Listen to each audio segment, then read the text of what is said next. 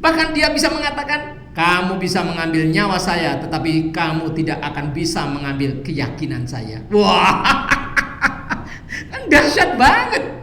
So, memang tidak mudah kita menguasai pikiran orang. Nah, yang kita perlukan adalah kita menyadari dunia dia seperti apa. Terus kemudian kita masuk di dalam dunianya, baru dia kita bawa. Kita masuk dalam dunianya, Pak, kalau dunianya dia adalah dunia yang penuh maksiat, ya masuknya bukan melalui pintu maksiat.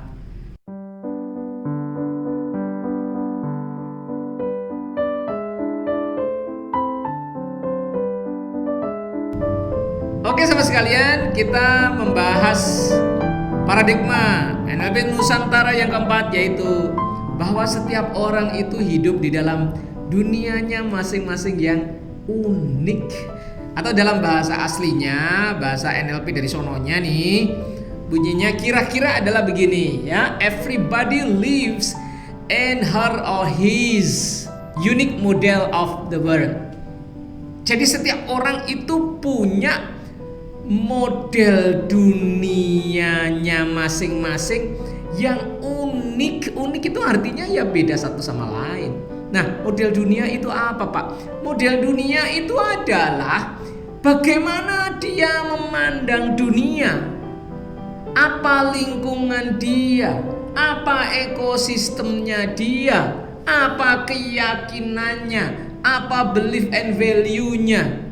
Ya, dan itu sangat mempengaruhi pola pikirnya, cara dia memutuskan, dan kemudian perilaku dia sehari-hari. Nah, untuk apa kita menyadari hal ini? Untuk apa? Supaya kita sadar untuk tidak terlalu mudah memaksa orang, tidak terlalu mudah memaksa orang. Kita harus sadar dulu dunia dia itu bagaimana, kemudian kita masuk dalam dunianya. Kalau kita sudah masuk dalam dunianya, kita sangat mudah mempengaruhi dia. Jadi kita nggak bisa, sulit kalau kita dari luar kemudian kita maksa dia, tidak bisa. Luar apa? Luar pola pikirnya. Jadi kita masuk ke dalam pola pikirnya dulu. Setelah masuk dalam pola pikirnya, kemudian kita seolah-olah ada di dalam dunianya, baru kita bisa connected, baru kita bisa nyambung. Ya, saya pernah mengisi sebuah seminar, dan seminar itu dihadiri oleh ustadz-ustadz. Ya, ada 200 ustadz dan ustadzah. Ada 200 ustadz dan ustadzah di sebuah pondok pesantren yang santrinya sekitar 1.500 orang.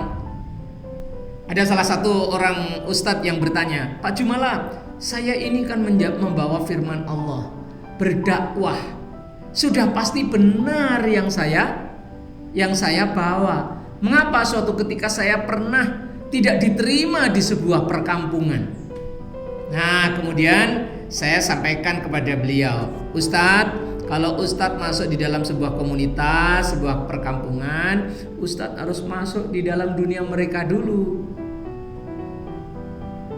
Masuk di dalam pola pikir mereka dulu.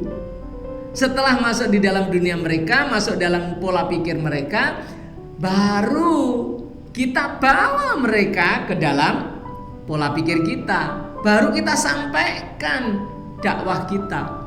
Nah, ini dalam NLP nanti kita akan bahas pada video-video mendatang. Namanya adalah pacing and leading. Maka cara masuk ke dalam dunianya adalah pacing, dan membawa dia ke dunia kita adalah leading. Maka namanya pacing and leading. Ya, jadi kita tidak bisa mendikte orang, memaksa orang dari luar pola pikir mereka, nggak bisa. Loh Pak, berarti saya harus seiman dengan mereka dulu? Belum tentu, karena teknik pacing itu pada dasarnya membuat persamaan, dan membuat persamaan itu bisa mengambil dari banyak sisi. Nanti kita bahas pada video yang mendatang. Nah, intinya di sini adalah kita harus sadar, nggak mudah paksa orang. Apalagi kalau kita sales, dipaksa beli ya nggak mau, malah makin tidak percaya. Ada tekniknya, bagaimana kita masuk dunia dia. Ya, setiap orang punya dunianya masing-masing, punya wilayah kekuasaan di dalam pemikirannya, maksudnya punya wilayah kekuasaannya masing-masing. Dia menguasai dunia pikirannya. Maka kita masuk, dia punya otoritas di dalam dunia pikirannya. Dia bisa menolak, ya. Bahkan ketika ditodong senjata sekalipun, dia bisa mengatakan, kamu bisa mengambil nyawa saya, tetapi kamu tidak akan bisa mengambil keyakinan saya. Wah, kan dahsyat banget. Nah, yang kita perlukan adalah kita menyadari dunia dia seperti apa. Terus kemudian kita masuk di dalam dunianya, baru dia kita bawa.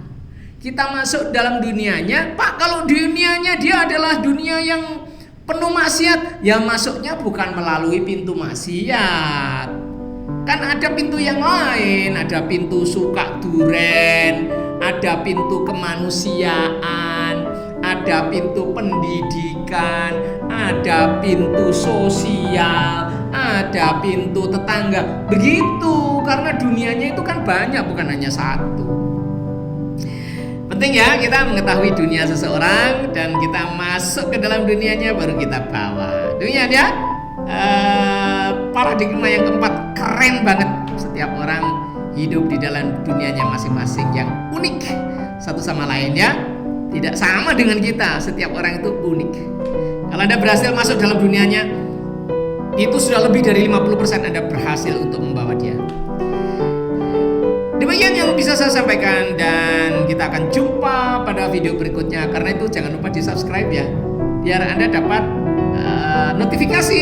Ini keren-keren terus ini ke depan. Kita akan bicarakan paradigma yang topar kotok ya. NLP Nusantara. Terima kasih. Assalamualaikum warahmatullahi wabarakatuh.